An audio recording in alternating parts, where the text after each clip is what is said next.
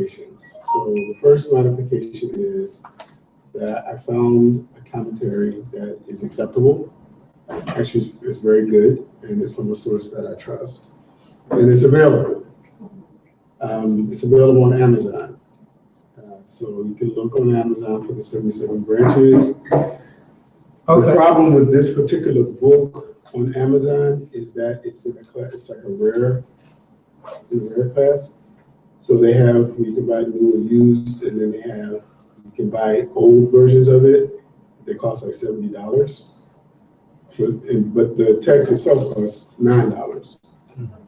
So try to order it as soon as possible. The other thing is that there's going to be a delivery lapse, so it'll probably take 2 weeks.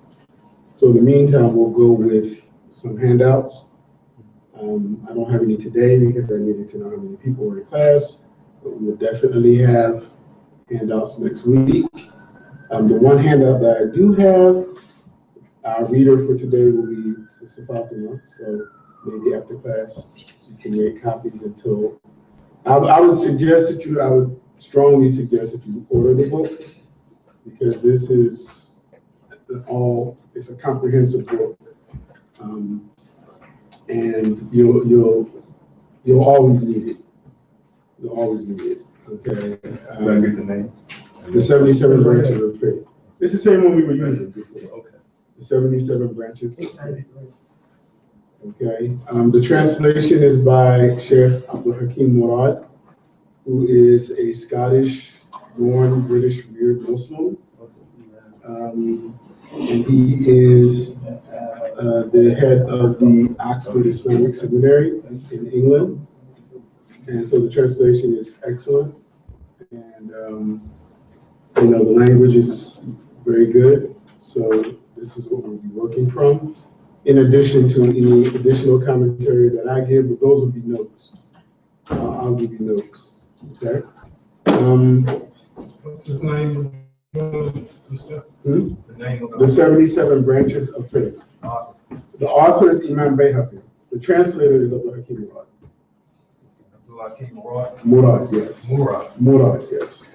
Abdul Hakim, or T.J. Winters. That's his other name. But they don't do that like we do. And his English name? You know what I'm saying? They don't do that the way we do. My people. That's a bad joke in this context. So. What was the other name? Right. How is it that we do it? What is it that we are doing? Right. Well, no, my name has always been Edward. Okay. And even when I've had aliases. John Brown.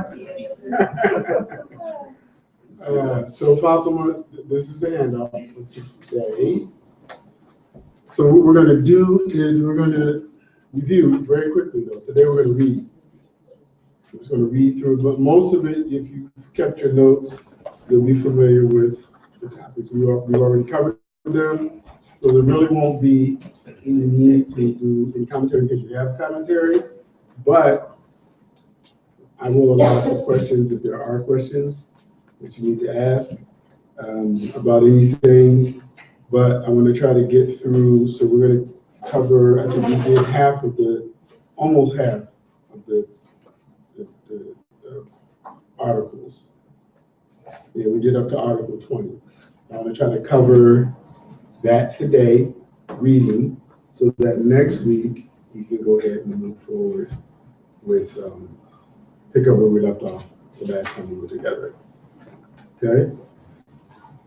Does anyone have any questions?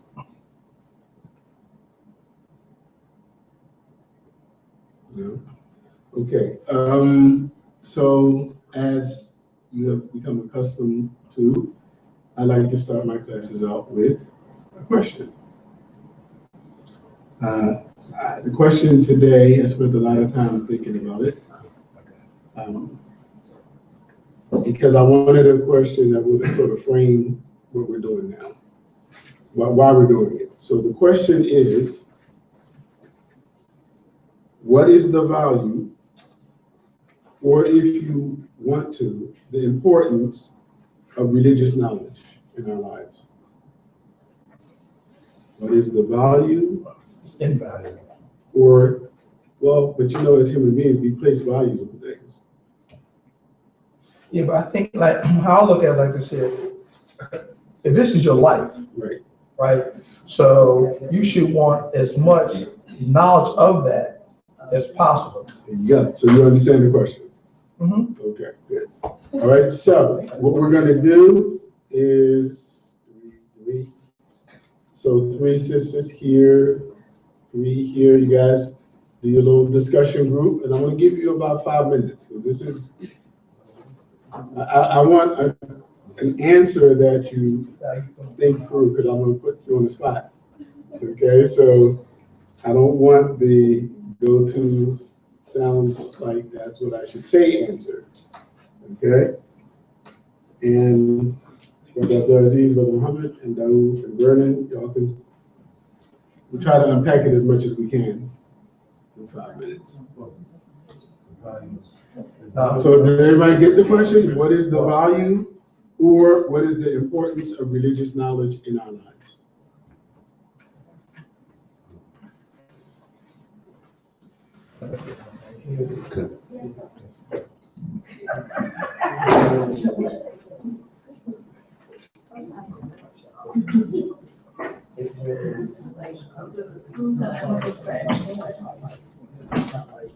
You know, we do it on Friday and we do it on Saturday.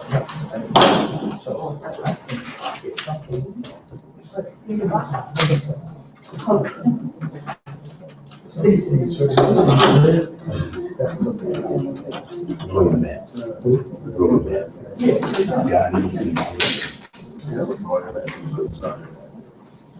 What's going on with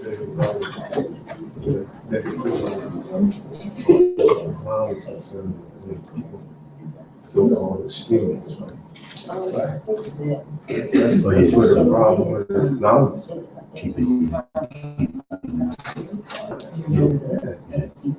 You don't. Well, but understand. Correct. That creates the whole thing. That's big.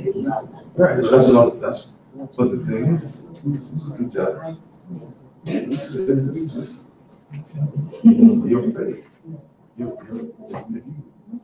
But one thing is, if you're in a classroom situation where you get a chance to be able to question, some particular teacher's motives or whatever, it's just, it's not who's knowledge you get, Well, see, I'll look at that. Here's an example. You come to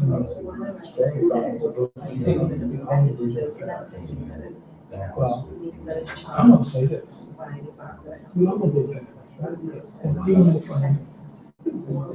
so, I think well, they can stone, so they get them out, but you don't understand it. right. Because what is the reference? All they want is following somebody else. They don't challenge, and not challenge from a negative, but challenge from clarity. Well, yeah, and the fact of the matter is, you have really no excuse today. There's so much out there, that you could go through, that you could, like the internet, books, what have you. But look at, okay, see, I think you need somebody somebody. All the stuff in the sense, like, so you say, well, who was the book? Or the next. So, I mean, really, it's a merciful honor. You get to do that. Yeah. It's not like all different sources come out. I'm sure they I'm sure people in the circle. It's like saying, he kicking some twisted stuff. Well, what I'm saying is that there's so much stuff out here. You have to really sit down and decide. Even with that, I mean, your disciples have come from a knowledge base. Right. But you got a twisted knowledge base. So to me, how I look at this, it's a good way to get it right. But even though you get like, but you still, let's see, Sunday, you can't keep it like,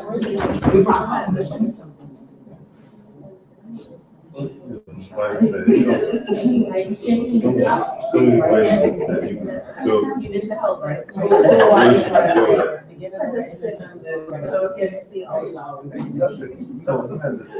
You have enough. Stuff like Yeah, that. thank you. I really, I hear that, right? But if you study from stuff, right, you know, it's like, Right, the right stuff. right, at the end of the day, it's most of you get it right. So basically, this with the religious now, the thing that I would say about religious now, we have to find, Well, basically, checklist is coming out, right? what you say. The correct. Well, then, but that's that's trying to say, Say it again?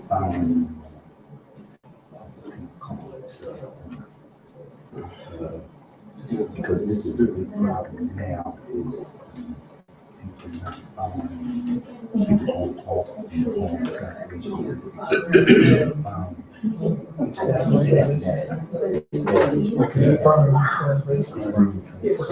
Confirmed translation, and confirmed knowledge, we not just don't look around, we don't let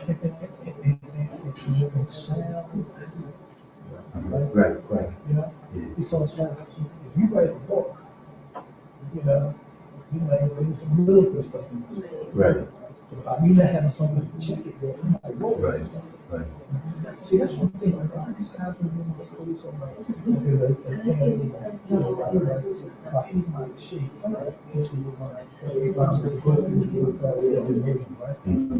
When I think, I'm saying, well, we're on the better. I'm in front of it. Let's say something wrong with that. I just said, I think they do like that. What's their base? Their base is somebody told them, they take a hook, line, and sinker. They're not questioning it. And I'm saying, not questioning them like, I'm necessarily a challenge, but from clarity. You understand? And just go get it rolling. And that's exactly to me. So, it's, you know, I'm saying that. But I think what we have, like I put it, most of all, get it right. Also, we do have some references that we can go to. If not consistent with those things, yeah. That's how I look at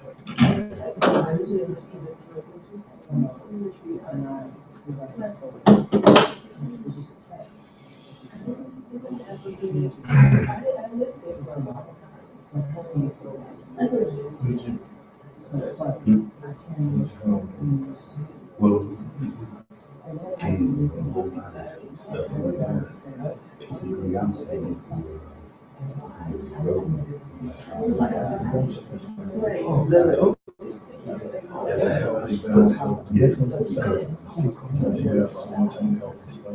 right.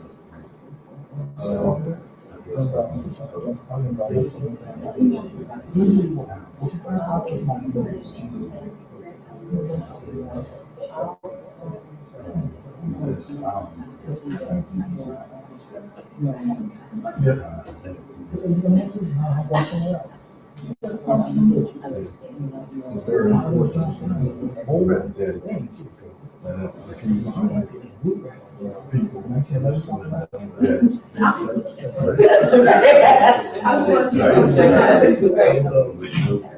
We'll take one more minute. How we make it out? I'm doing okay?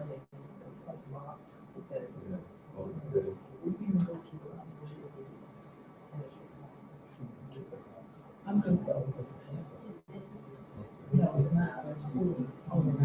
Right.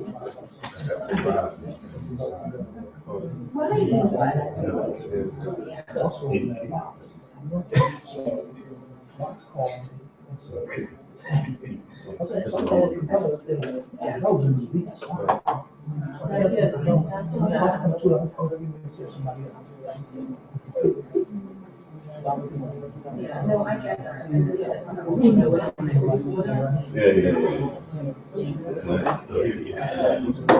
Yeah. Okay, time. Fine, so we're gonna start to the far right. Sister Amina, Sister Tiffany, and Sister Fatima, what did you guys come up with? I said that it's a guide that helps us to know what to do and how to do it, and that it, so that we aren't like flailing and wondering how to live our lives. Okay. What did other people say? Well, I said it keeps me focused and it helps me focus and keep a balance.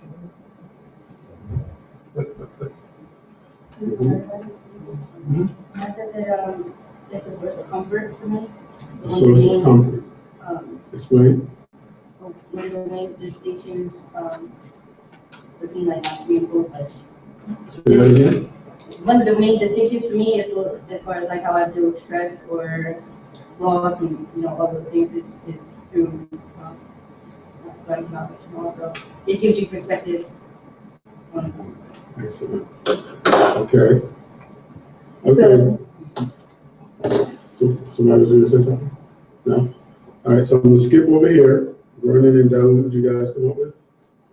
Well, I think we might have gotten on a different track. Well, we said that the knowledge should be something, but religion is like our lives, right? And we're talking about we need sound religion, right? But also we want to like, the analogy we used was that you got people in these foreign places saying that, okay, brother, they shake it saying, brother, strap this bomb and blow these people up, you go to heaven, all that kind of stuff. Well, my question would be, you all want to go to heaven, right? Why are you not in front of me doing that? So the knowledge has to be good knowledge. So it's a mercy of Allah we get sound knowledge. Now we do have the Quran and sound hadith to use as a reference point to keep us on check. So that's what our thing was. Okay. That was in the end, though? No, just the question was, where are we getting the good sound knowledge from? Then you still leave it up to interpretations, and so where do we get those sound interpretations from? Because anybody can tell you anything, especially now when people saying that they know, Shake internet. Shake internet, you know what I mean? And they go on, getting all kinds of stuff, and it's you have access to so much, you know what I mean? Yeah. And so what's leading you to the straight path, That's basically. So it's a way for you to distinguish between what's good and what's not. What's not, right? So that's what we say, it's a mercy of Allah, you get it right. Yeah. Okay, look back over here. Aisha, go ahead. No, I want to hear from everybody. So I want to see how much we, I have something in mind here, so go ahead. So, in my contribution to our conversation, I said that religious knowledge is necessary because it tells us who we really are. That's the knowledge that that corresponds to the reality that we're a soul, and so we need that knowledge as opposed to the knowledge of our senses of our body. Want to say that part again? As opposed to the knowledge that comes through our senses or our body, which is not our actual existence. Okay. My contribution was that there's a recognition, that there's a responsibility to learn as much as possible, but that I am challenged by that responsibility in the sense that there are aspects that I really enjoy. So I enjoy content, that I enjoy learning about how to live the faith, but I'm challenged because there are parts of it that I have no passion for, and then it becomes very cyclical. I feel guilty that I have no passion to learn this aspect of it, and then the guilt comes in, and then I go, okay, no, I need to work on this, and then just devolves. Okay. That's an honest answer, and I appreciate that. So what would be an example of a challenge? Just something. Learning Arabic. I can barely speak English. That's what I say all the time. And especially American English, I'm always being corrected. But By who, guys? no. Oh, right. we speak a similar version of English. The people who correct me on Other I people. won't say anything. She teaches English. I know She's she. an English teacher. I know she corrects you. So, but it really is. It really, really is. So sometimes it's a challenge. So what is the nature of the challenge? Because I cannot even begin to form my tongue.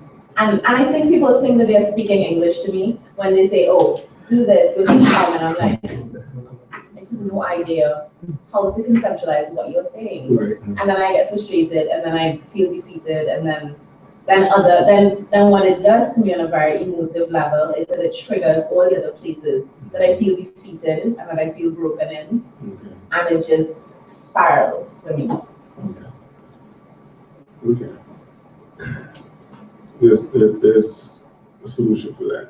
You know how they say there's an app for that? That's not for it. Regina, go ahead.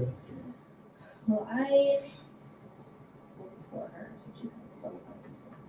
She did what? I said I went before her. Oh. So everything she said, she stole from me. I'm sorry. It's all right. I can get the importance of religious knowledge. I think it's in its own category. In its own what? In its own category. Okay. You know how we place things and values of importance. It's in its own category. It's at the top. That's interesting. Because if you have the resources and if it's available to you, you have to learn. You can't just choose to not learn, and you have shake other places here. So that is, I guess, part of my struggle because the resources are there, the information is there. It's not a far stretch for me to, try to gain more knowledge, but it's intimidating. And then knowing the importance of it makes it that much more intimidating, or makes you feel that much more worse about not getting up at 7 o'clock on Sunday to try to take this therapy in such a place because you feel intimidated because you're not where you could be if you tried harder. Because knowing the importance of it in itself is defeat. I know how important it is because I was recently reading on them. It's discouraging to know how important something is, that this is a huge factor in controlling your life, your spiritual life, your physical life, and not having enough drive to do that which you have the ability to do when there's so many people who don't, so my contribution. I think what we agreed on was that religious knowledge is the importance of it is the roadmap that we need for understanding, for the correct understanding of our religion, and our life, our living. Okay. Okay. All right. Aziz? With the all the Islamophobia that goes on, it's important to have a healthy understanding of the things the Prophet said. And on a daily, it helps you ward off the ignorance and the chaos that may come your way, which is bombardment at times through the media, people you work with, so on and so forth. And it keeps you in check. Okay. Some things you don't have to read. Just looking at it, you immediately identify that this ain't what Islam is about. You keep pushing. Okay. Those are all very good answers. Because there is no right answer, per se. It would be troubling if any of you said that it is of no value at all, right? Because that would connect to a lot of the underlying things that you brought up.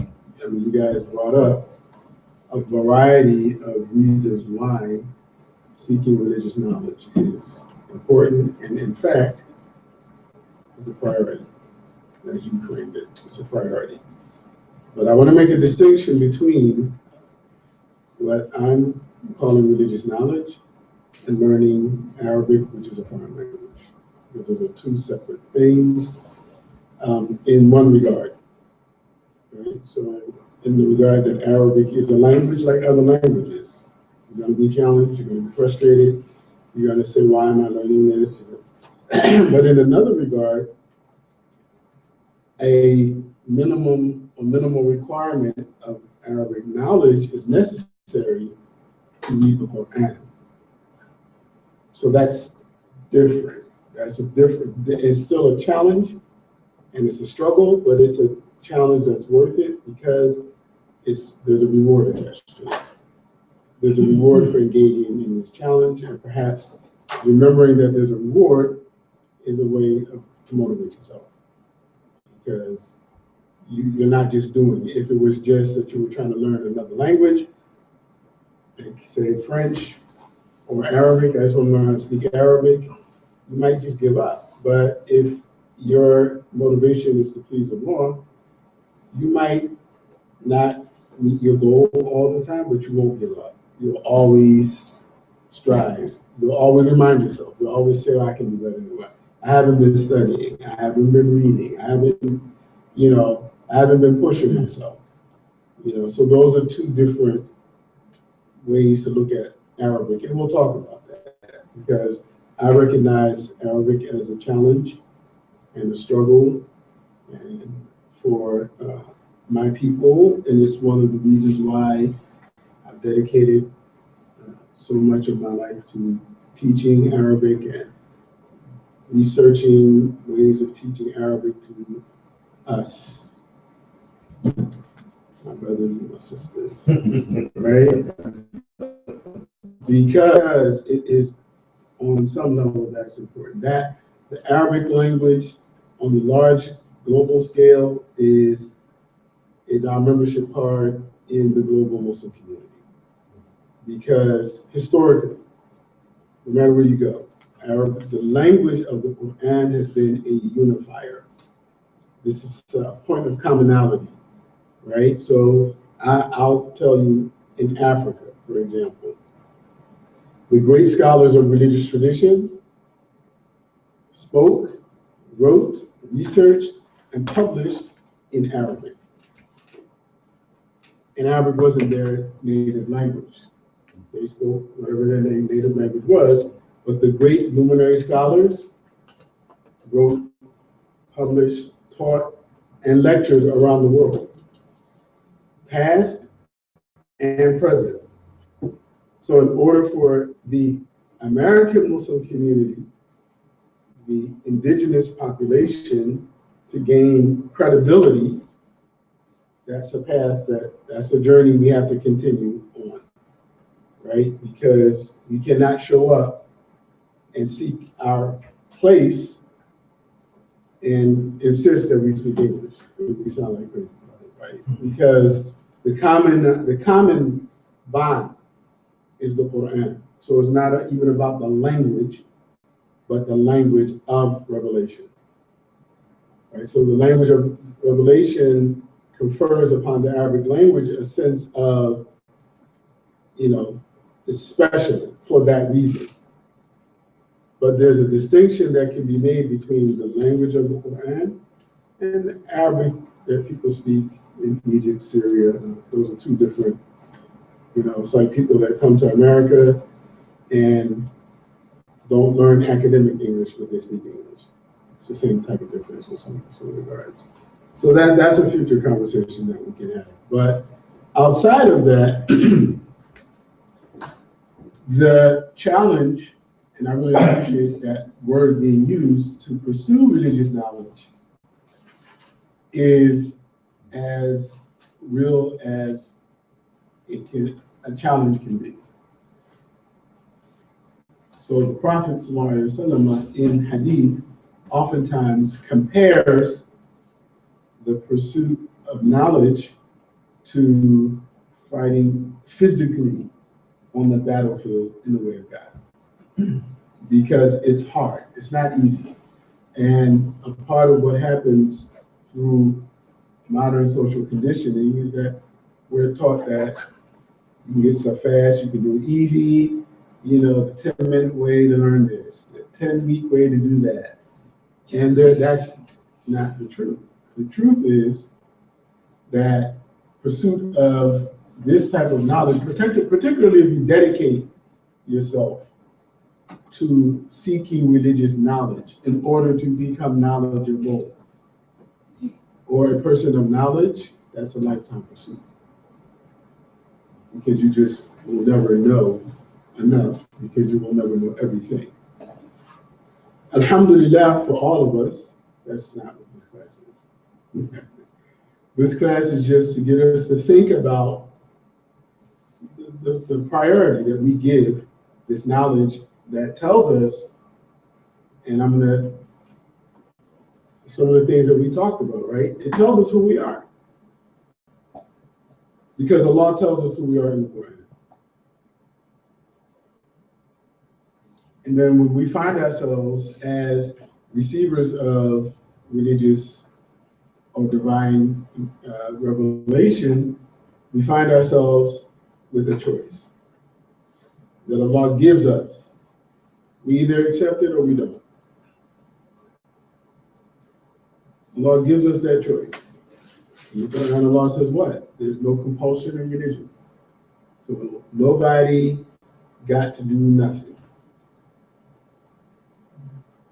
However, if you choose, with every choice is a consequence. So if you choose to obey, there's a consequence. And if you choose to disobey, well, there's a consequence, right? So that's the first thing. So this knowledge of who you really are is the essence of what it means to be a human being, to live. You live, you show up, and then who am I? Why am I here? That is probably one of the most authentic questions. So the Quran answers that. So, and it answers it throughout the Quran. No, you're not just the flesh. No, you're not just here to enjoy the good of this life. No, you're not just here to consume everything that crosses your path in this life. No, you're not just here. You're not just here. You're here. No, you're not here for no purpose. Because that's something that you may hear. You may have heard, learned, taught, been taught. There's really no meaning to all of this. It just happened. The human beings are just born, and then they die, and there's nothing. Well, okay. But that doesn't satisfy, because it doesn't make sense. That there's no purpose, there's no reason, right? Particularly when we use our intellect. Well, there's a reason for everything. Why wouldn't there be a reason for me, right? No, you're not just here for eternity. Forever,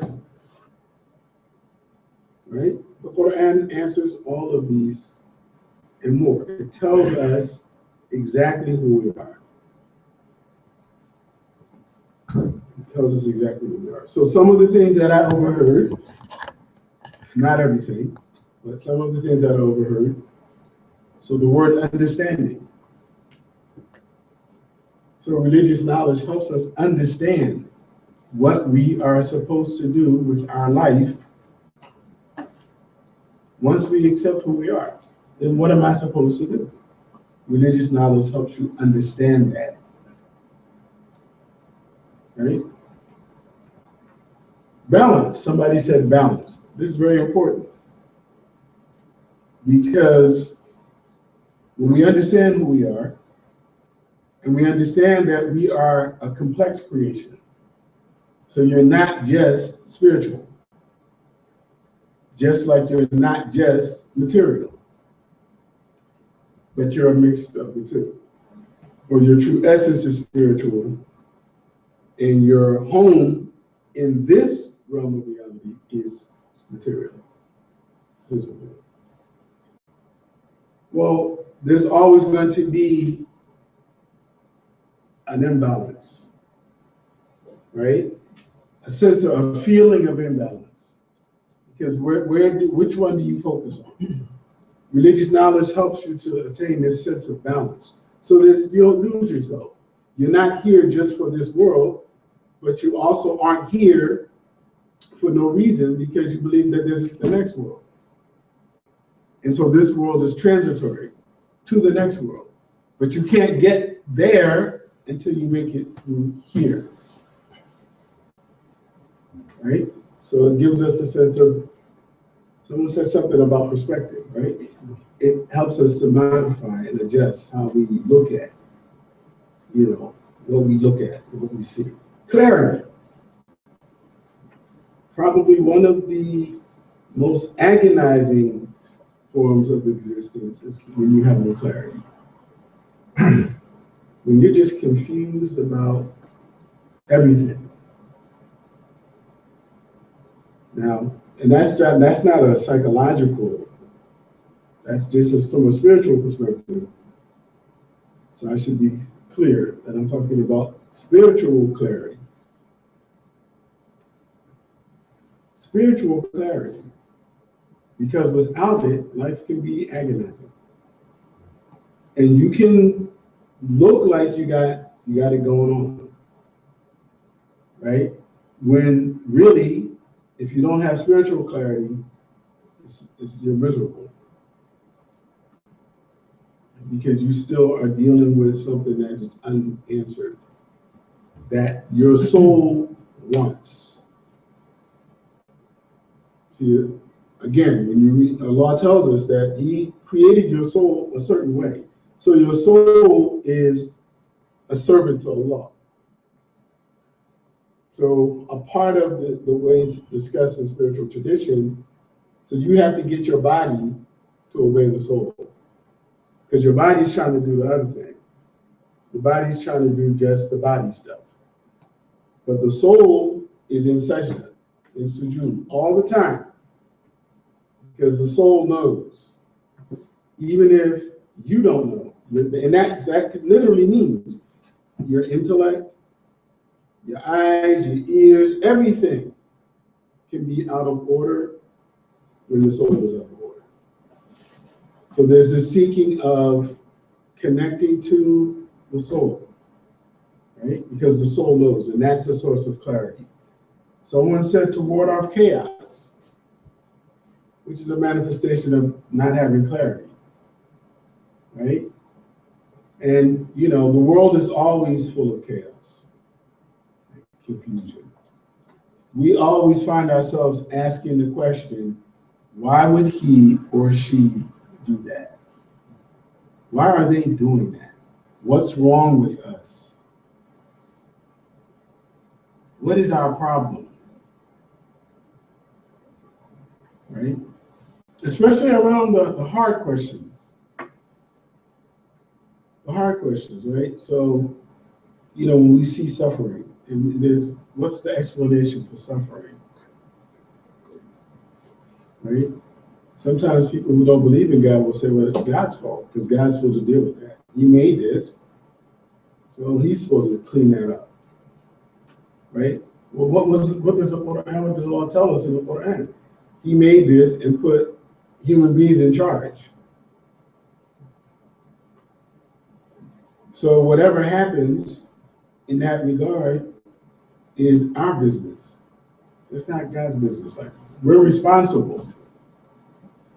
We're responsible, right? And if you look over the past 5 years, almost every calamity, every disaster is what we call man-made.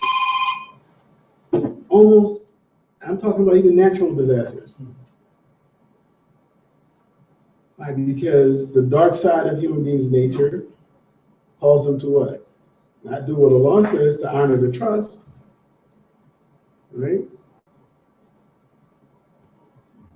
Somewhere, people are suffering, collective suffering, because somebody else determined, I'm going to reroute this stuff for me in mind. And this is a human problem. This is not a new thing, right? And again, the Quran speaks to us in terms of understanding the true nature of who we are as human beings, right? So to ward off chaos, to confirm knowledge and information.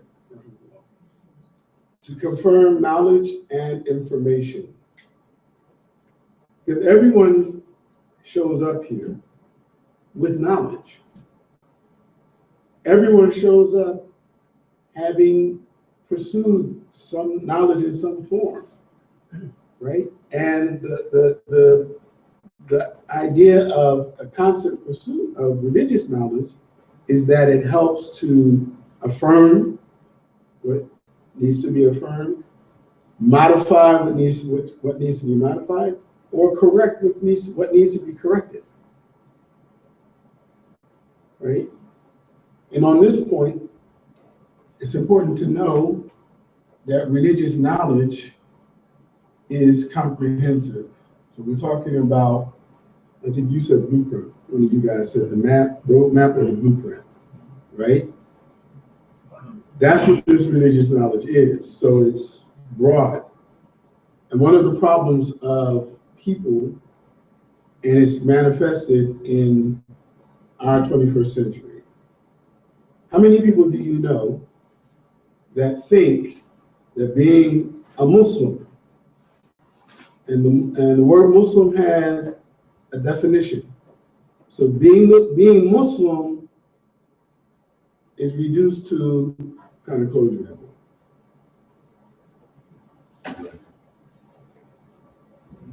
I mean, I know a lot of people like that. They think that's it. All they got to do is get some clothes.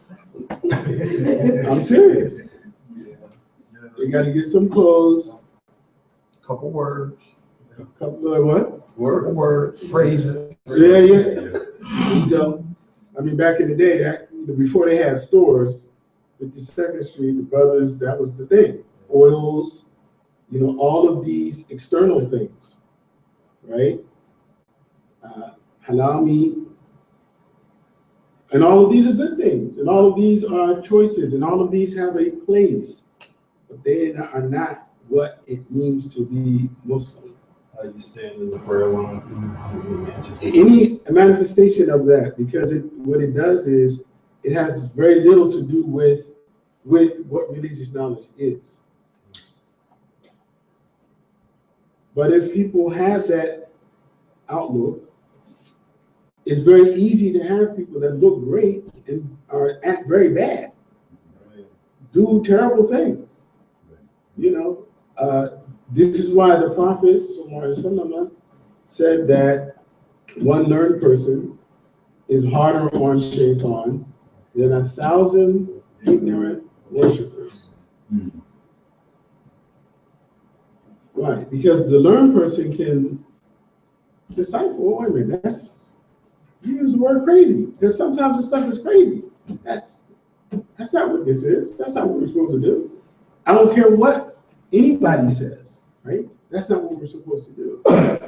But ignorance is such a malady. It's like Shaitan's playground. It's Shaitan's playground.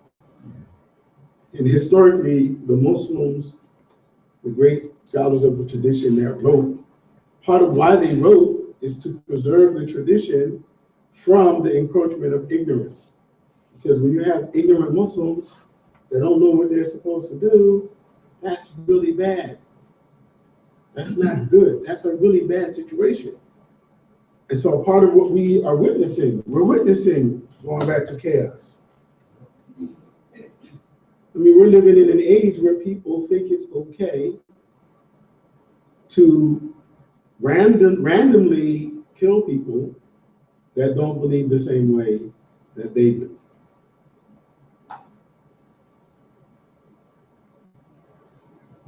When did that become okay?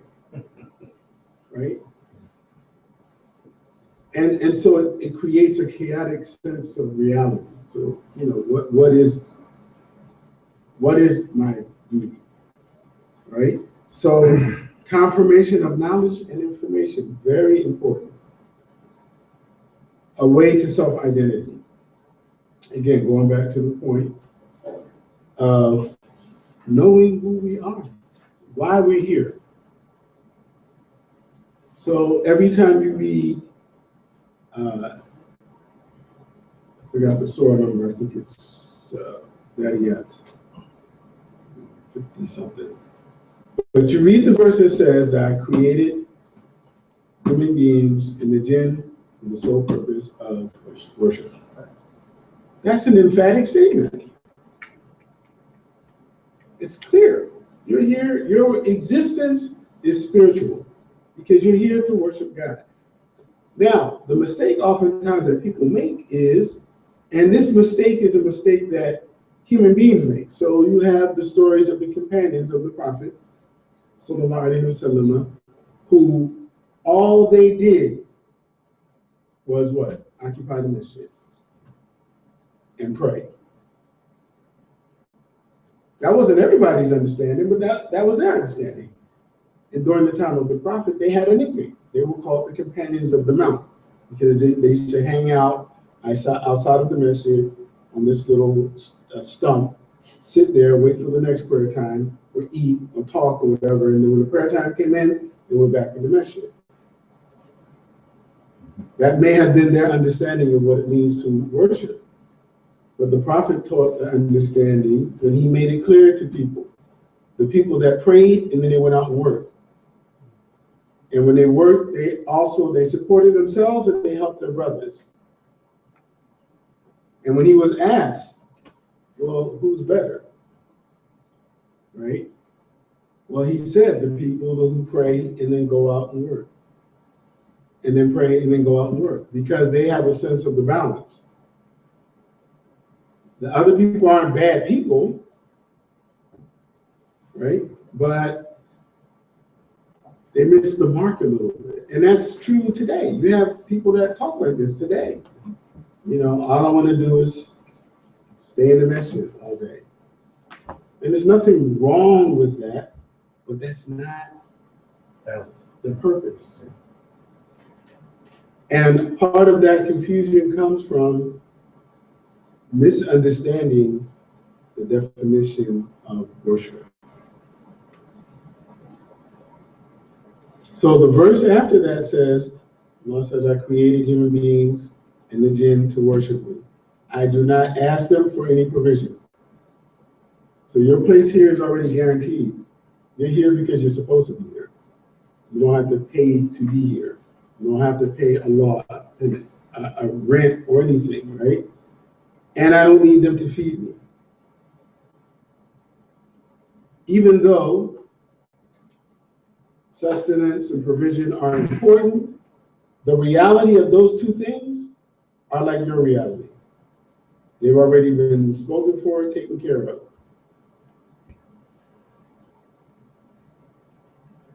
Already taken care of.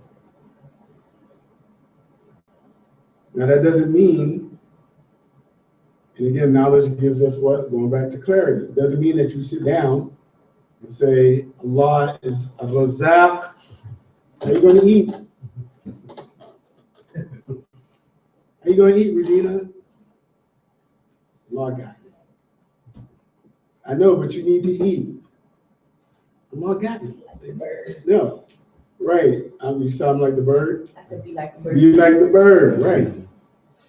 The thing about the bird is oftentimes the birds eat what Allah has already put there.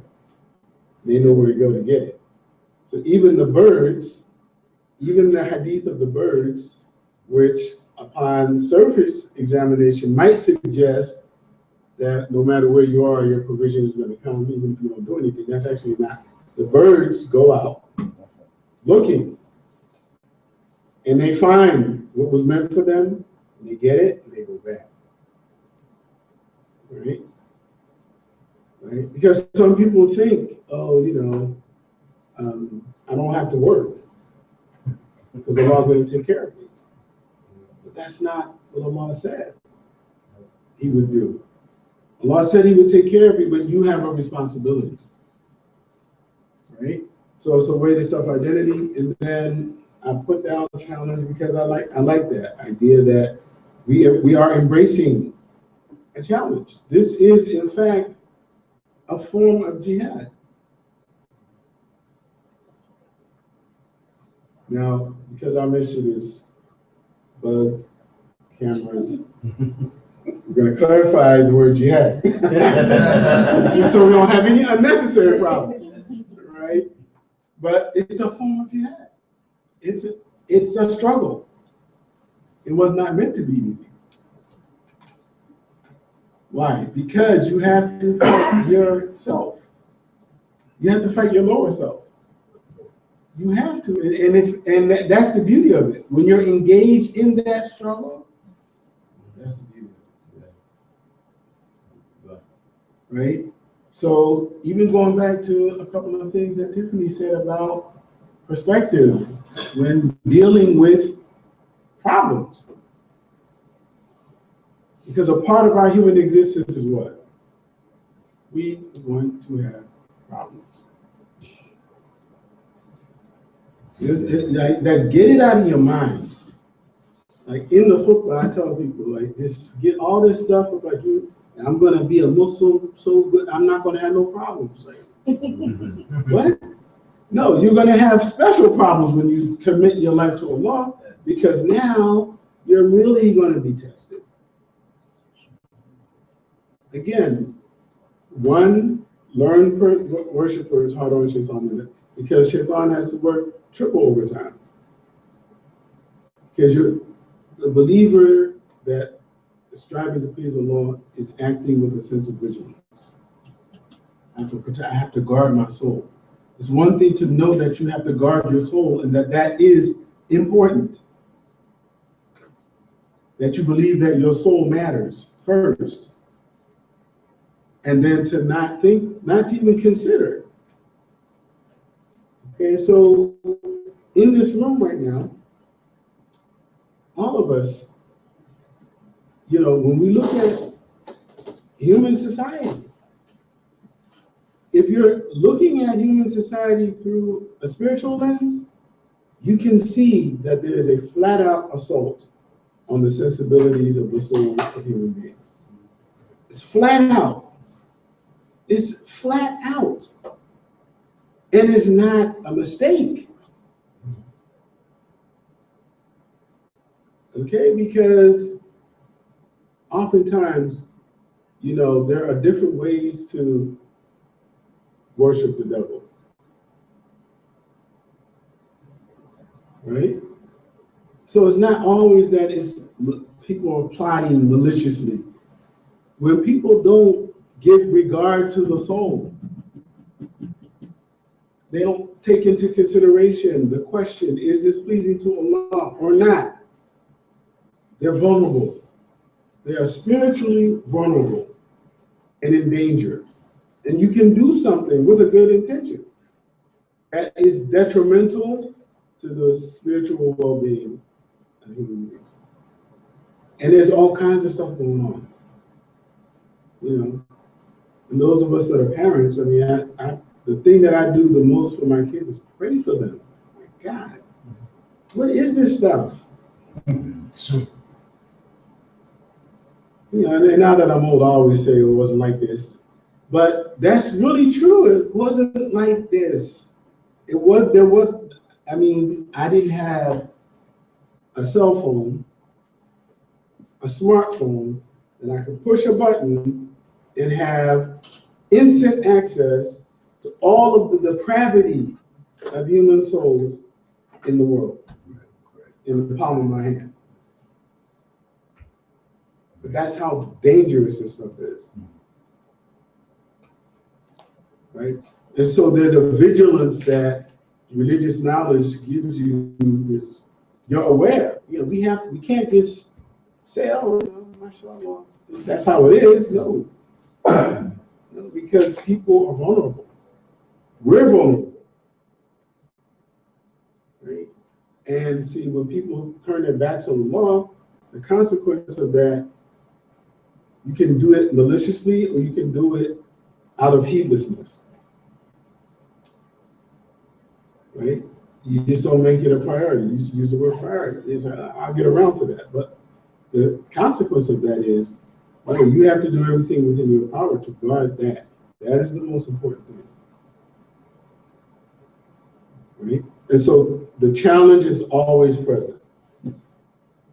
In fact, you should embrace the challenge because it's an indicator that you're on a path of growth. Because you want to figure out the challenge. How can I do this? You won't give up. That's an indicator of growth. A sports metaphor or analogy is you want to make the team, but you just can't make that cut that coach wants you to make. If you don't keep practicing making the cut, you're not going to make the team. So if you want to make the team, what are you going to do? Practice making the cut.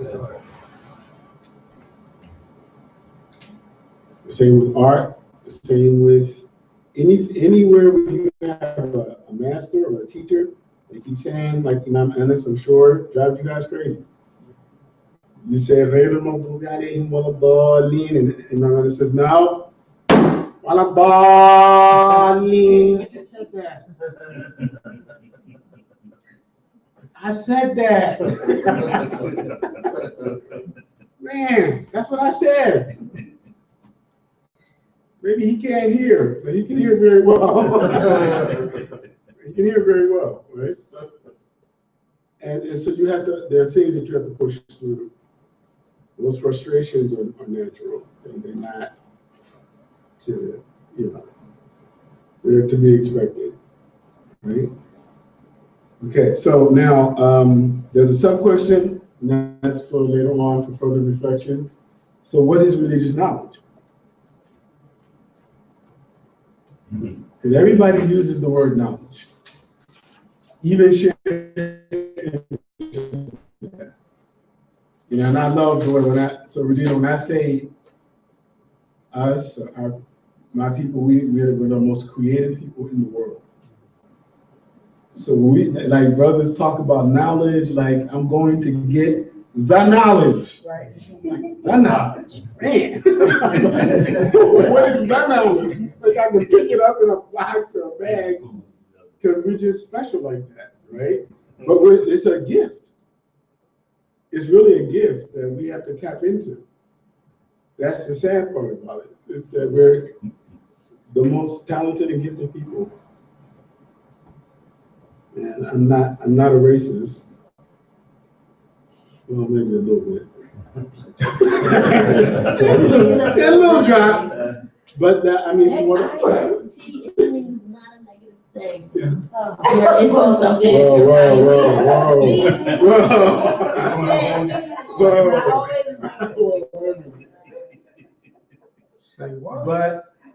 But a sense of loving ourselves and who we are, right? That's wajib. That's wajib. You know what I mean when I say wajib? You gotta love yourself. And if you don't love who Allah made, that's a serious problem. You don't love somebody else. And especially if you love somebody else more than you love yourself. And see, this idea of loving somebody else, it manifests itself. Y'all know what I'm talking about. Yeah. People will mutilate themselves, abuse themselves, contort themselves, get an accent, do all kinds of things. Right, broccoli. I like some rice and broccoli. And that person wasn't even black. Okay? I was like, wow, this is serious. Okay? So, what is knowledge? What is religious knowledge? Some may assume that religious knowledge is I know all the laws, right and wrong. But that's not a human being. That's a robot. You can program a robot to do all the right stuff or not do all the wrong stuff. And when the robot does all the right stuff, you can program it better. And if it does the wrong stuff, you do what? You fix the problem. Mm-hmm. do you think when we talk about religious knowledge, it's a sense that we are inherently born with knowledge and that we go through life and we are awoken to the knowledge that we're already born with? Does that make sense? Yes, so what is the knowledge? Well, in one regard, yes, it makes sense. But the question is, what knowledge are we born with? What is the knowledge that we're born with? But I feel like your soul, on some level, you know when something is right or wrong. On some level, so you're speaking about intuition, maybe. Not necessarily intuition, so I don't know if I'm always. Because knowledge is a little heavier. Well, in the sense that knowledge is stratified, right? So there are different types of knowledge. So that I feel like we're born with a base set of knowledge and information, and it is our job as we go through life to invest in the other levels. Okay. So that, because I think everybody's born with a certain capacity, unless you're broken in some way, to understand what is and what isn't and what should. Right. And then as we go along, we learn the rules that help us hold on to the thing that we came with. Right. So you already know the answer to that, because that question begs another question. So the knowledge that we're born with, what is it and where did it come from? Right? So if we know the answer to that question, the stratification is not a problem, because that's our natural journey in life. Right. Okay? But we can't dispute about what the basis of what the origin of the knowledge is and what is it. That's why, and I'm not going to answer it because I'm giving you something to think about, everybody to think about, but think about the statement that I made, that your soul is always in sujood. Well, how about when you say, common sense? Right. You may hear some people say God-given knowledge. That's a fallacy. People act like they have common sense. What common sense? That used to be a thing, I guess. I used to hear that. Use your common sense. Or your God-given knowledge. But the other person's not using common sense, so it's not common. They're using some other sense. They're using something else. Right? But the God-given knowledge is your fitra. What is your fitra? It's the way Allah made you to be. So the chaos and confusion comes when we mess with that. And when we mess with the soul, we're messing with that. So religious knowledge, if we think it's just the laws, that's not a good thing. Because we're not programmed. We're not programmable. We are a creation that can make choices. So then you have what we call mystical knowledge, spiritual knowledge, the knowledge that unfolds before us some of the answers to the deeper questions of our existence, right? But that is not all that religious knowledge is, because simply focusing on that knowledge at the expense of the legal knowledge means that we are just not attached to reality. But that's another question, another discussion. And so now, Fatima, if you could start. You don't go straight to page 1. Inshallah, when we have the handouts, so when you guys get the books, you can read about Imam Bayhaqi. You guys have notes about Imam Bayhaqi. So go ahead and start. I'm sorry, on page 3, the branches of faith. Everybody else listen as best you can. If you hear something that produces a question, write your question down. Inshallah, I'll do my best to answer all of your questions when we're together. If I can't, then we'll work out a way for you to communicate questions. The branches of faith. Faith in God, great and glorious is He. He is said, and the faithful all believe in God. And O you who believe, have faith in God. Bukhari and Muslim relate the following hadith on the authority of Abu Hurairah. I have been commanded to fight until people say there is no deity but God. When they do so, their souls and property become inviolable to me, save in accordance with justice, and it is God who shall call them to account. Muslim relates another hadith on the authority of Uthman ibn Affan. Whoever dies knowing that there is no deity but God shall enter into the garden. Okay, just very quickly. So the hadith, the first hadith, I have been commanded to fight until people say there is no deity but God. This is an example of a hadith that has been interpreted badly by people who do bad things, right? Because oftentimes it's translated, I have been commanded to fight the people until they say, there's no deity but God, which would suggest to some that we are to engage in warfare against people who reject saying La ilaha illallah. And that's a misinterpretation of this hadith, right? Because the Prophet said in the hadith, when people say La ilaha illallah, their souls and property become inviolable to me, save in accordance with justice. So the business of killing innocent people, even killing Muslims who say La ilaha illallah, well, what is that based on? If not a gross misinterpretation of the words of the Prophet sallallahu alaihi wasallam, because that wasn't his mission, and that's not what he did. So how are we using his words to justify something that he didn't do? Because when people said La ilaha illallah, and even that statement, until people say La ilaha illallah, what it means is that until they don't stand in opposition to spreading the belief in God. If they choose not to accept it, that's one thing. They have the right to make that choice. But if they choose not to do it and then they fight you to prevent you from doing it, and that even has a connotation, so that could mean if people get in the way of you setting up your life as a Muslim to live your life the way you believe you're supposed to live, then that may be grounds to resist. And that speaks to one of the values of having the right to congregate as a religious group or freedom of religion, because that's guaranteed in Islam. And that's a human right. You're free to choose your religion. Okay? So I wanted to point that out. Go ahead, Father. Faith in the messengers of God, may he bless them all. He has said, and the faithful all believe in God and his angels and his books and his messengers.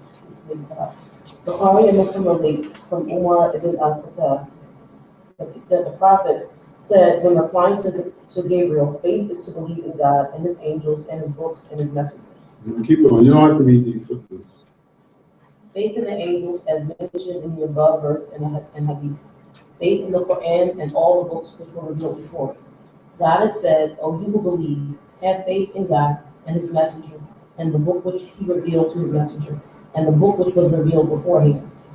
This is also proved by the verse in the hadith quoted above. Faith that destiny, both good and bad, is from God. He has said, say, all things are from God. The Prophet said, as reported by Bukhari and Muslim on the authority of Abu Hurairah, Adam and Moses once disputed. Moses said, O Adam, you are our forefather, but you let us down and expelled us from the garden. And Adam replied, O Moses, God chose you to receive his words and wrote the Torah for you with his own hand. Do you blame me for something which God had destined for me for 40 years before he created me? Thus it was that Adam prevailed over Moses. Ibn Ahmed at-Tabari recited the following verse. God's slave complains, but God has predestined time, changes all. Man's lot is decreed. All good lies in what our Creator has chosen. To try to follow something else is blameworthy indeed. Faith in the last day. God Most High has said, fight those who do not believe in God in the last day. According to Al-Halili, this refers to the belief that the days of this world shall come to an end, and that every day that passes uses up some of the remaining span.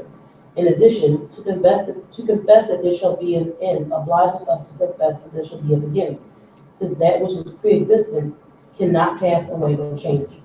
The prophet said in the Hadith of Abu Hurairah, related by Bukhari and Muslim, by him in whose hand is the soul of Muhammad, the hour shall surely come. Faith in the resurrection after death. God has said, the disbelievers claim that they will not be resurrected. Say, by my Lord, you shall most surely be resurrected. And he has said, say, God gives you life and then gives you death, and shall then gather you together on the day of arising, in which there is no doubt. In an authentic hadith related by Umar ibn al-Khattab, faith is that you should believe in God and his angels and his books and his messengers, and in the resurrection after death, and in destiny, whatever it may bring. Faith in the gathering of mankind to the standing place after their resurrection from their graves. God has said, do they not believe that they shall be resurrected to a mighty day, a day on which all men shall stand before the Lord of the worlds? The prophet said in the hadith from Ibn Umar, related by Muslim, mankind shall stand before the Lord of the worlds until some people shall be submerged to their ears in their own perspiration. Faith that the abode and final refuge of the believers is the garden, and of the unbelievers the fire. God Most High has said, assuredly those who acquire evil and are engulfed by their own wrongdoing are the inhabitants of the fire, where they shall abide eternally. And those who believe and perform good works are the inhabitants of the garden, where they shall abide eternally. The prophet said in the hadith of Ibn Umar, related by Bukhari and Muslim, when each one of you dies, his place is shown to him morning and night. If he is to be one of the people of the garden, then it is in the garden. And if he is to be one of the people of the fire, then it is the fire. And he shall be told, this is your place until God resurrection unto him on the day of arising. Faith that to love God is an obligation. He has said, and among mankind there are some who adopt rivals to God, and who love them as only God should be loved. But those who believe God more than all else. For those who believe, love God. But those who believe love God more than all else. Bukhari and Muslim relate on the authority of Anas ibn Malik that the prophet said, there are three things which, when they are present in anyone, will cause him to taste the sweetness of faith. That God and his messenger be dearer to him than all else, that he should love others for the sake of God alone, and that he should loathe to return to disbelief after God had rescued him from it, just as he would loathe to be cast into a blazing fire.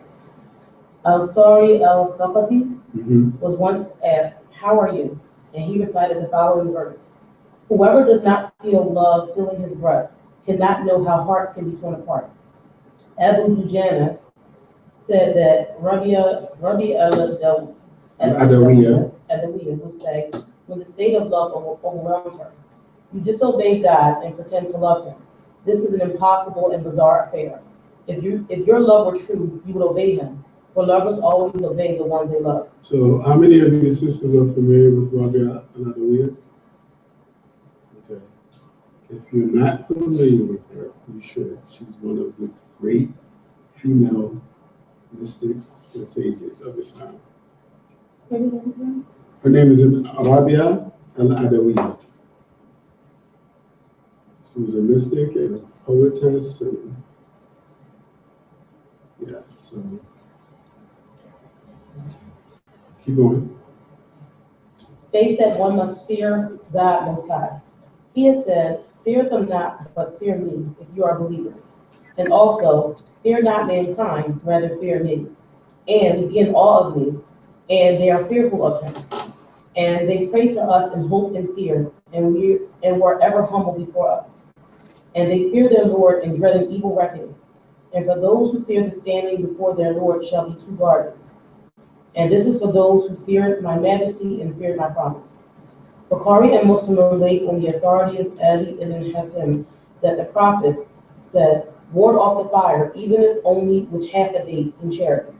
And it is related on the authority of Anas that the prophet said, if you knew what I know, you would laugh little and weep much. A man once reproached one of his friends for weeping frequently, but he only wept again and replied, I weep because my sins are many. All who sin should weep. If weeping could lessen my grief, I would cry till I wept tears of blood. Umar ibn Abdulaziz used to repeat the following verse unceasingly. There is no good in the life of a man for whom God has appointed no share in the everlasting life. Abu Theth al-Baghdadi once heard a voice in the cemetery of Shunazia, which said, "How can anyone sleep soundly who does not know in which of the two abodes he shall dwell?" Afterwards, he found himself unable to sleep at all.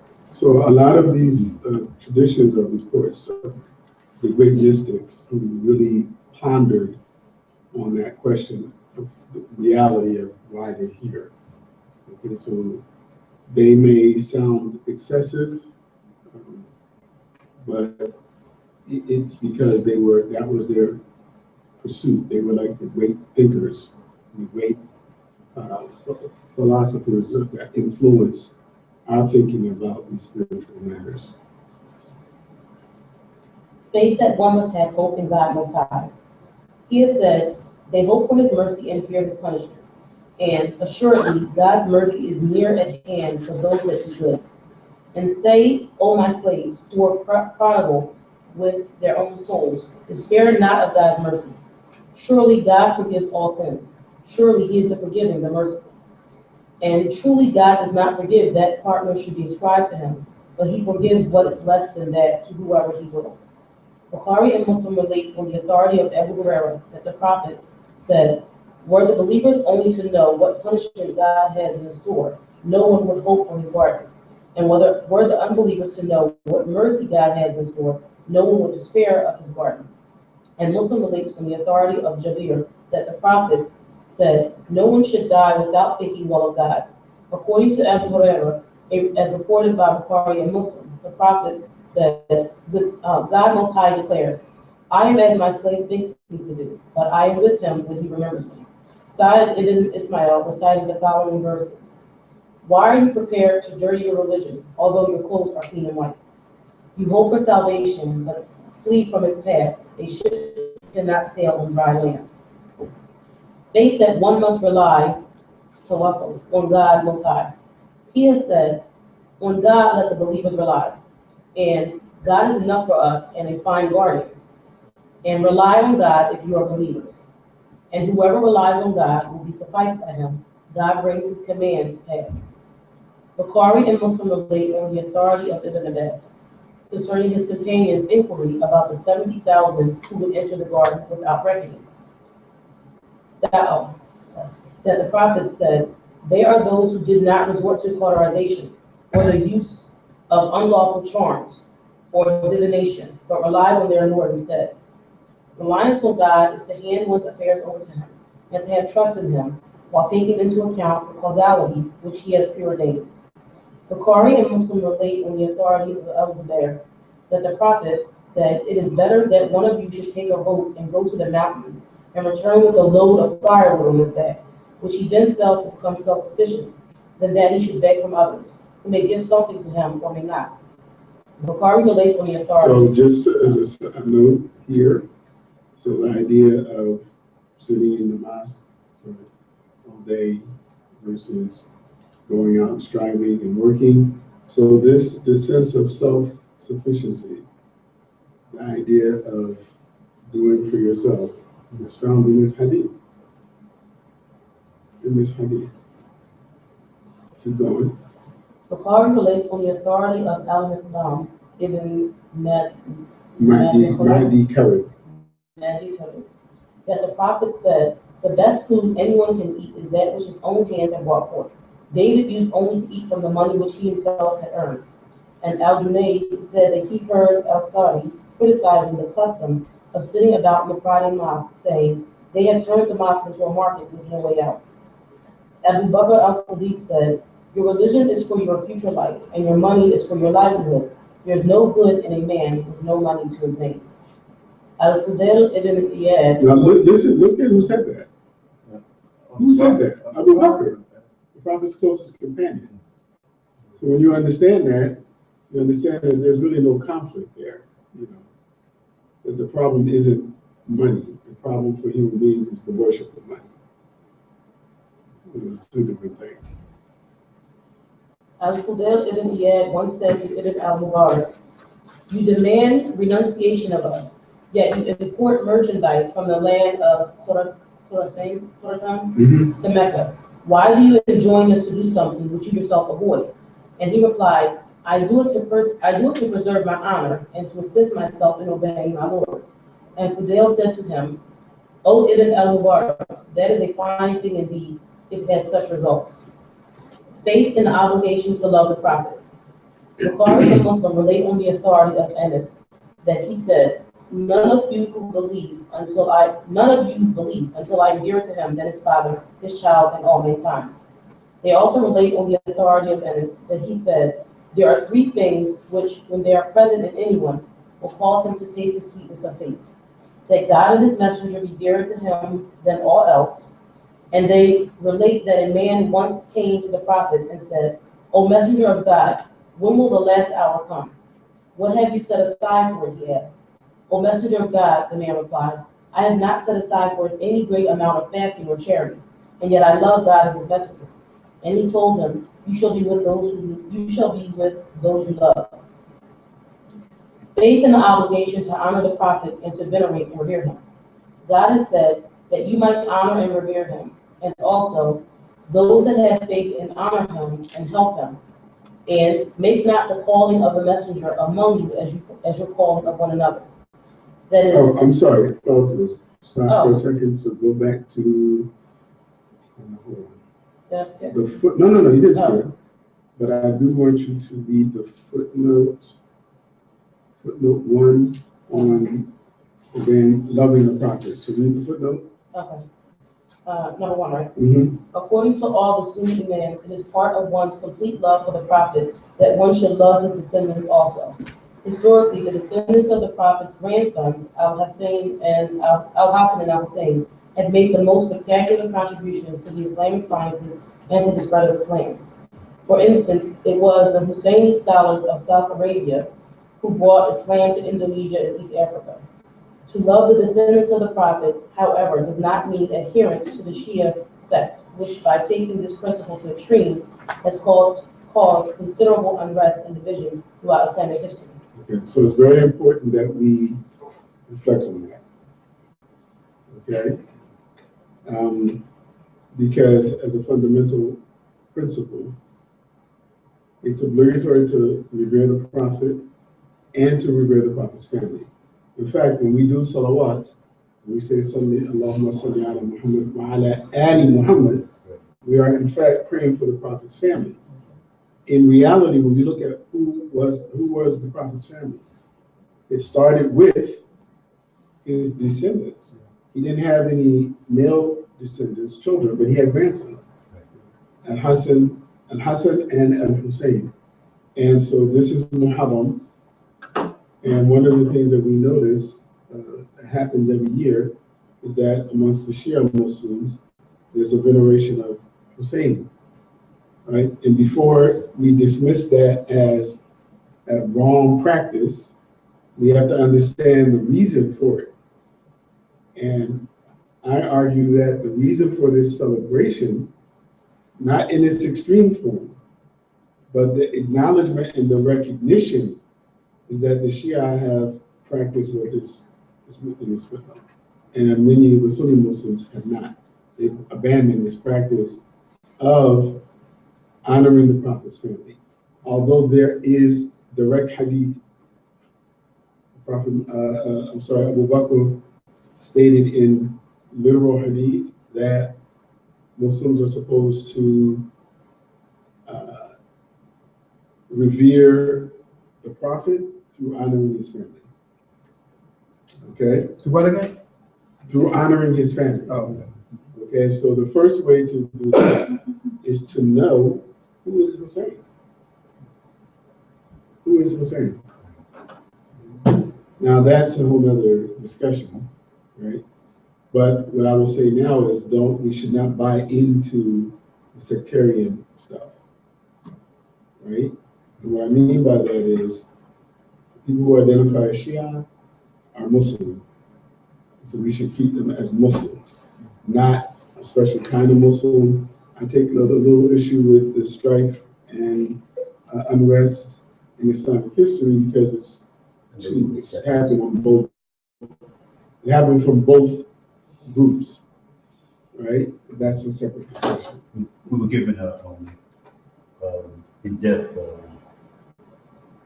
education on this during the Cook Friday by colors. What? That's right there. What'd you say? It's basically the same thing you said. I just want to acknowledge it.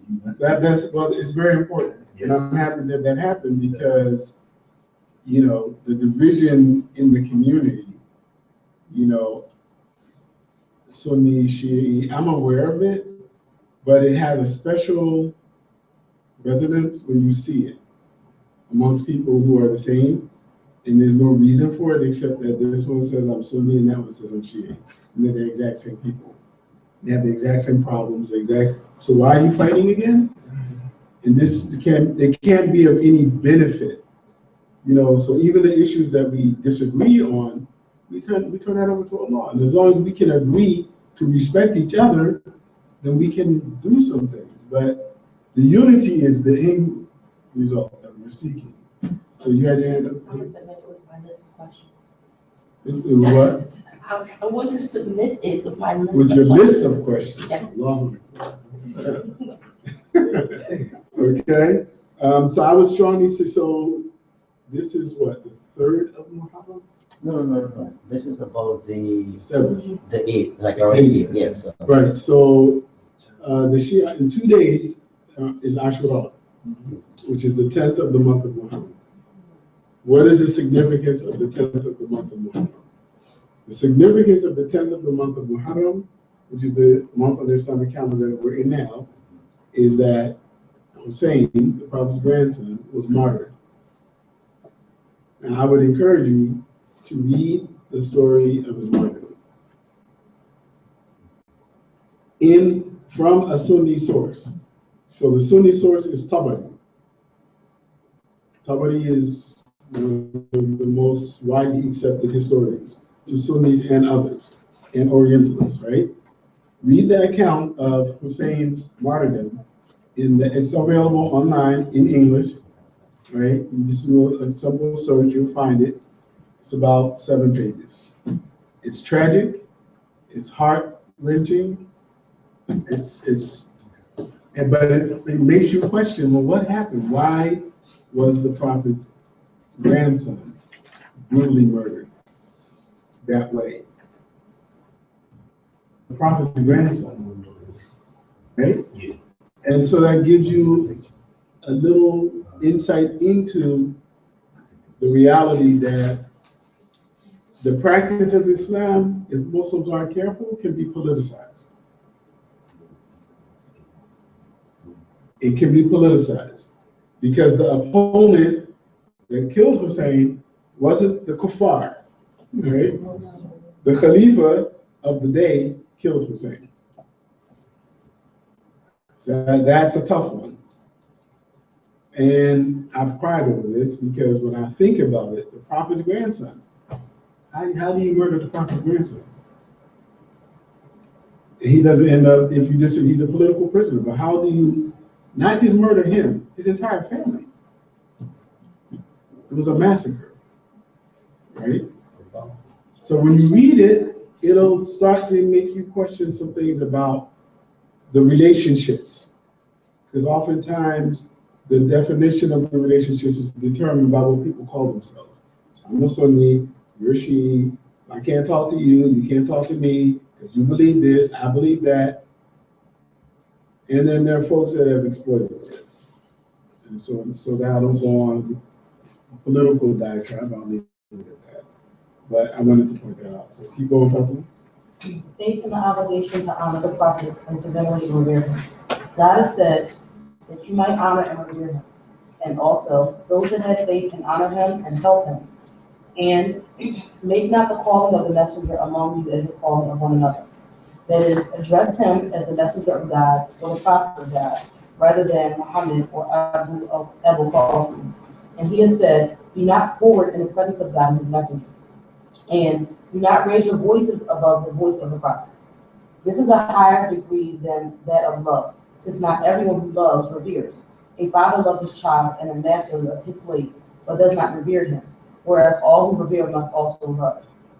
A man's tenacity is religion, so that he would rather be cast into the fire than leave Islam. This is shown in the hadith of Anas related by Bukhari and Muslim.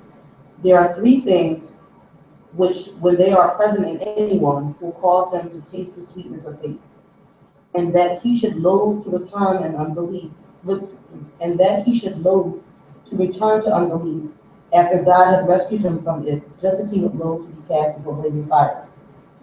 Muslim also relates the following hadith from Anas.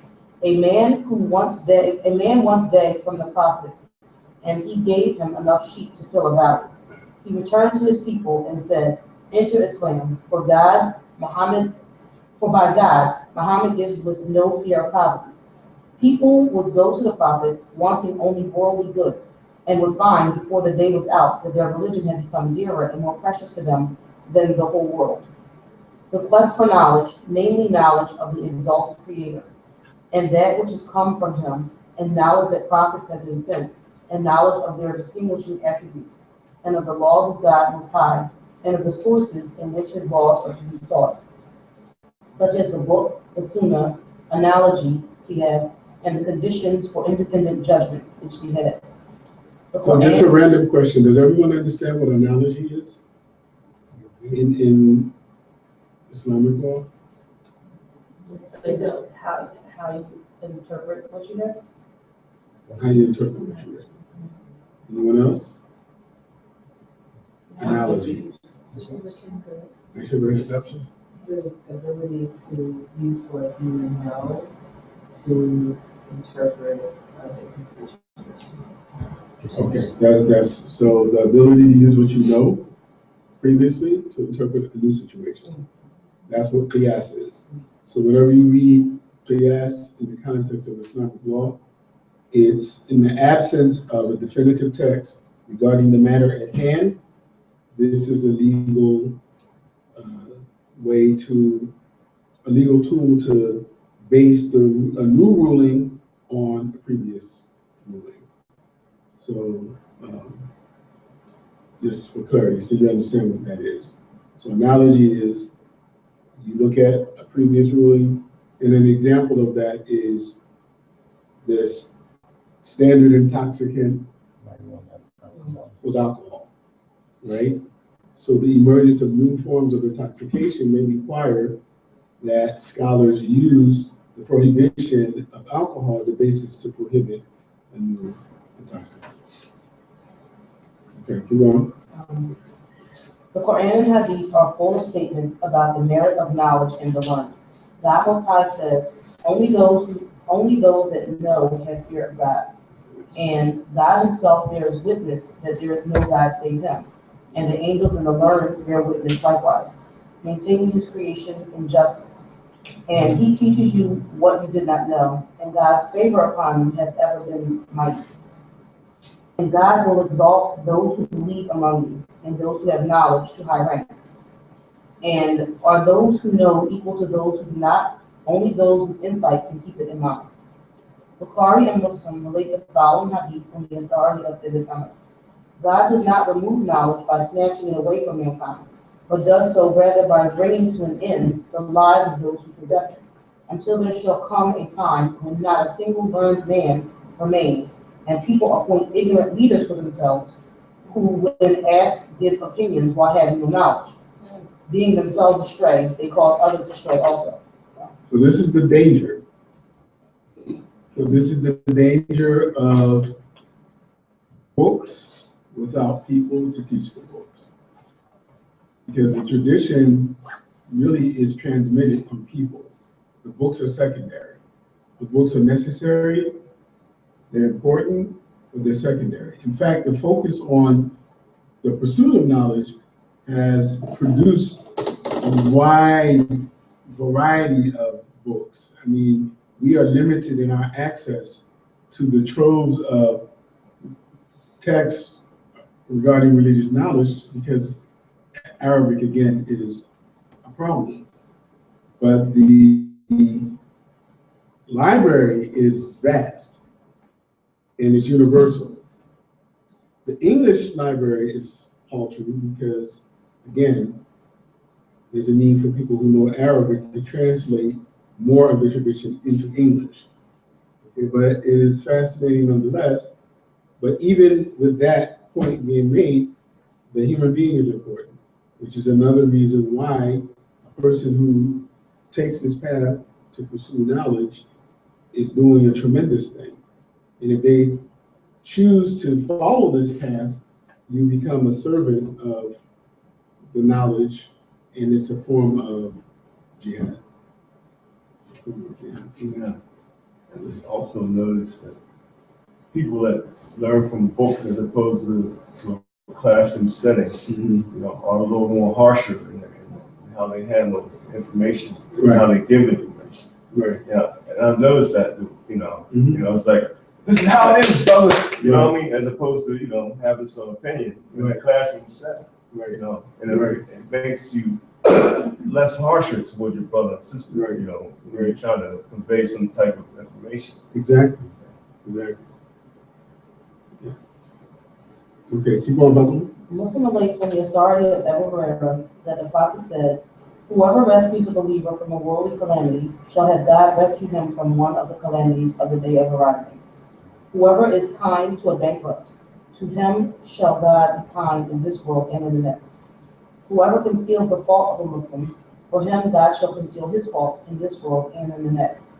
God helps his slave as long as his slave helps his own brother. Whoever treads a path in order to seek knowledge, for him God shall make easy a path to the garden. Never does a group of people gather in one of the houses of God in order to recite his book and study it amongst themselves without God's tranquility descending upon them, the angels standing around them and mercy covering them, and God making mention of them in his presence. When a man is slowed down by his actions, his lineage will not hasten him forward." Teaching. God Most High has said, "Make it known to mankind and do not conceal it. And of every troop of them, a group only should go forth, that they who are left behind may gain sound knowledge and religion, so that they should warn their people when they return to them." Excuse me, I'm sorry. So let's go back to that last line in the hadith. When a man is slowed down by his actions, his lineage will not hasten him forward. What does that sound like? What does that mean? When a man is slowed down by his actions, his lineage will not hasten him forward.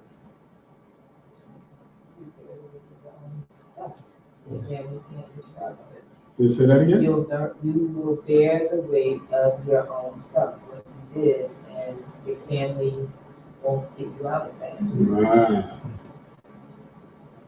Okay, you will bear the weight of your own stuff. So what you do is the matter. But we live in a world where the opposite feels true. Well, especially today, it's real bad today. Like, nobody's responsible for anything. Nobody wants to be accountable. I didn't do it. They did it. It's really bad. I'm gonna die and leave it on my kids. The what? I'm gonna die and leave it on my family. Right. It's bad. It's bad. But, you know, Allah tells us in the Quran that we are responsible first. We are responsible first. Okay, thank you for that clarification. Go ahead, Uncle. Teaching. God Most High has said, "Make it known to mankind and do not conceal it. And of every troop of them, a group only should go forth, that they who are left behind may gain sound knowledge and religion, so that they should warn their people when they return to them." Bukhari and Muslim relate on the authority of Abu Bakr that the Prophet said in his sermon at Mina, "Let those who are present inform those who are not. And it may be that those who pass it on understand it less than some of those who hear it." Abu Dawud narrates the following hadith on the authority of Abu Hurairah: "Whoever is asked about something he knows and conceals it shall be made by God to wear a bridle of fire on the day of arising." The Caliph Umar ibn Abdulaziz said, "Whoever does not consider his speech to be part of his actions will sin abundantly, and whoever acts without knowledge will do more harm than good."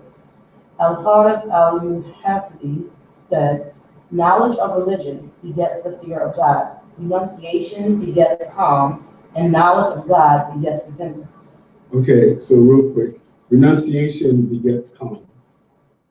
Renunciation of what? And why does it make you calm?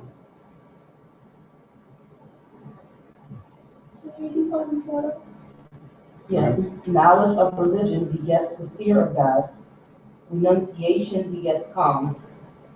And knowledge of God begets repentance. You want to take a stand? Sort of, what can I say, admitting to your error, or, No, that part. Renunciation begets calm. Renunciation. I think of maybe the entrapment or of this life or attachment to this life. okay. Was that what you were going to say? No. I was gonna say, that. Wait a minute, hold on. The question is, Complacency huh? brings about a state of complacency. No. What is being renounced? You're answering the question. My answer to what is being renounced is a lot. So if you decide that a lie does not exist, then you're not called to account.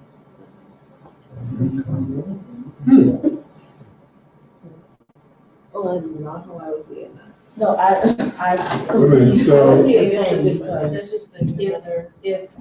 no, I was gonna say, I completely see what you're saying, because if the previous one says knowledge of religion begets the fear of God, Mhm. then that knowledge will build in you the fear of God. Like you want to do what God says for fear of his, for fear of not pleasing him, for fear of his punishment. But if you renounce the knowledge of God, then you're Okay. calm, because you don't even know what you don't even know what Yeah, you should be I working out. Like, think we are seeing calm. I was seeing calm as a good thing. No. But in this case, if you see calm as a negative thing, then I can see that. Juxtaposition of the fear in the previous part is a positive thing. Right.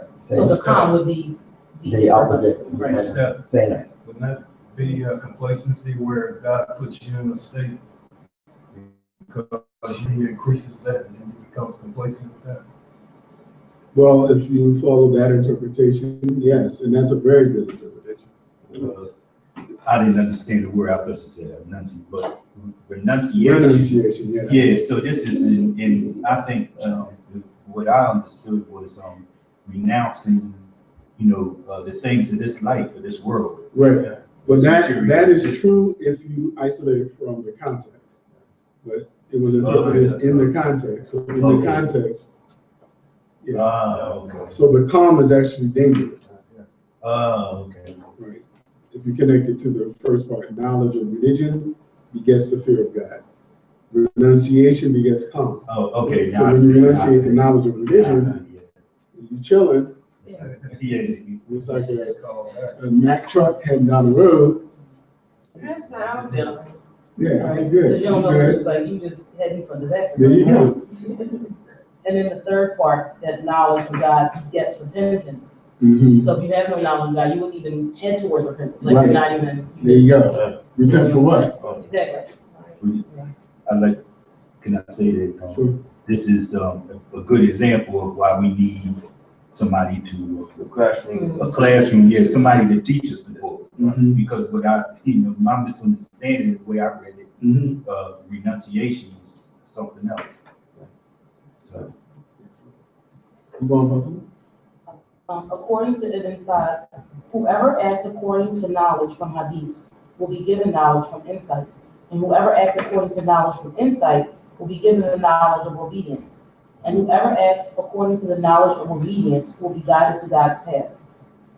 Malik ibn Dinar said, when one of God's slaves seeks knowledge in order to act in accordance therewith, his knowledge makes him modest.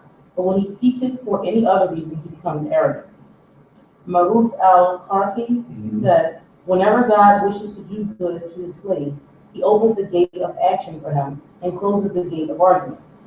But whenever he wishes evil for his slave, he closes the gate of action for him and opens the gate of argument. Okay, and so don't read this hadith literally. So it doesn't mean that people that like to argue are cursed. It just means that people who like to argue and debate unnecessarily are in a bad place, because it can lead to potentially being cursed by law. Because that's not the purpose of knowledge, to win a debate with somebody else. Okay, and of course, by debate, I'm talking about argumentation. If we're talking about proper debate, there are rules. But if you're just a person, I got some knowledge, you got a hadith, I got 5, we going back and forth, and you know, Facebook is a good example of what we shouldn't be doing with knowledge most of the time. Yeah. It also makes me think, because it's like separating it from action, kind of like people who complain about the community doesn't have this, the community doesn't have this, our leaders aren't doing this, but then they don't take action to make things happen. They just sit back and complain and argue and stuff like that, but they don't want to be an active force to move things forward the way that they want to happen. Right. Yeah. Well, you said a mouthful there. That's yeah. Yeah, Jane. I'm just gonna say that it feels like if you were just arguing for the sake of arguing, because you have this pool of knowledge, it's like almost like a reluctance to submit, not necessarily to the other person's side of the argument, but to submit to your need to be right and to win. Right. Right. And so if you do that, what happens? You're making it about you instead of about the truth. You're making it about you. If you make it about you, what are you doing? You're making it about your ego. If you make it about your ego, that's a spiritual law. You going about them? Abu Bakr al-Mubarak said, "Thou being a man of renunciation and the law, become a heretic. Whoever suffices himself with renunciation without the law and theology commits a harmful innovation. Whoever suffices himself with the law without renunciation and scrupulousness becomes corrupt. But whoever does all of these things will be saved." So this speaks to a broadness, a comprehensiveness of what knowledge is. Because it's not enough to have legal knowledge, the right and wrong. Why? Because the laws can be interpreted different ways. I mean, we see it all the time. People change laws. You know, they interpret laws differently. So there's a danger in that without a spiritual basis, you can run awry with the law. Go ahead, Paul. Al-Hassan al-Basri said, "A man once passed me and I was told that he was a scholar of the law. Do you know what a true scholar of the law is?" I asked. "A true scholar of the law is a man who has learned about his religion, renounces the things of this world, and who spends much time in the worship of his Lord." Malik ibn Dinar said, "I have read in the Torah that the sermons of a learned man who does not act by his knowledge will have no effect on people's hearts, as though they were raindrops falling on a stone." Ibn Abi Dawud composed, "A man who chokes may find relief in drinking, but what shall he do? What shall he do for chokes?" Sorry. Yeah, I mean, in Arabic, it sounds a lot different. That's a hard thing to translate. Okay. And Abu Uthman al-Hiri said, "An impious man enjoining others to piety is like a sick doctor who tries to cure others." We pray God to grant us success in learning and acting. We seek the protection of his majestic face from failure, greed, and vain hopes. The veneration of the mighty Quran. This is done by learning and teaching it, and memorizing and respecting its laws and provisions, and knowing thereby what is permissible and what is forbidden, and also by honoring those who understand and have memorized it, and by making oneself aware of God's promises and threats, which inspire weeping. God Most High has said, "Had he sent this Quran down upon a mountain, you would have seen it humbled, rent asunder from fear of God. And assuredly it is a generous Quran and a book kept hidden, which none touches purified, a revelation from the Lord of the worlds. And had it been possible for a Quran to cause the mountains to move, or the earth to be torn asunder, or the dead to speak, but God is the whole command."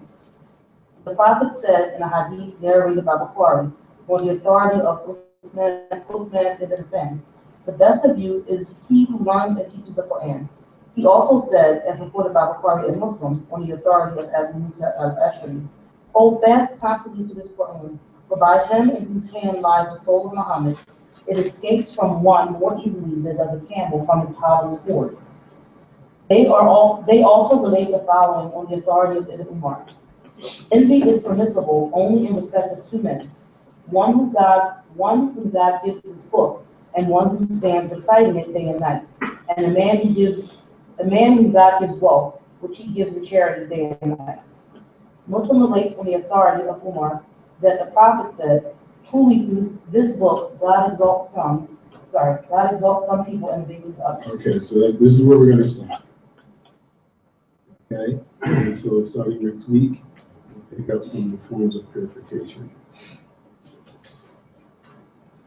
And so the focus is going to be not on a lot of the legal details, the forms of purification, but on the spiritual basis and the spiritual benefits and the rewards incurred for performing the rituals, the religious rituals. So I will provide some external handouts for that, so we can have a deeper discussion. Any questions? Okay, and as I mentioned, if anything came up and you wrote it down. For those who just ask me for copies of this. Oh, right, so you'll make the copies, but you know what? Copy to page,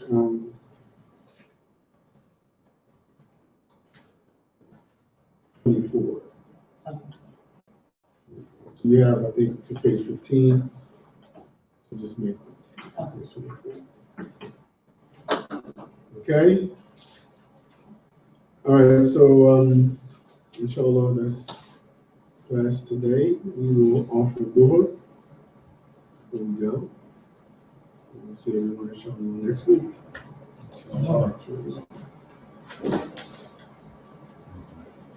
Oh, one last thing. So if you can find the khutbah from Friday on YouTube, how can they access the YouTube page? No? It's not up there? Yeah. So why are you saying no? YouTube.com/Kuba Institute. YouTube.com/Kuba Institute.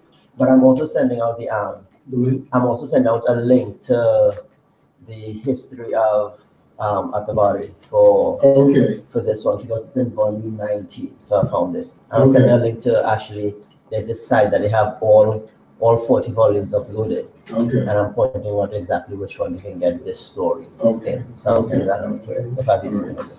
Does everyone have an email address that works? So yeah. I'm sending it today. Okay, so we have a list of everyone? Yeah, everybody who registered for the class. Okay. I need to make the rest of the copies from your books. Yeah. You said up to 24? Mm-hmm.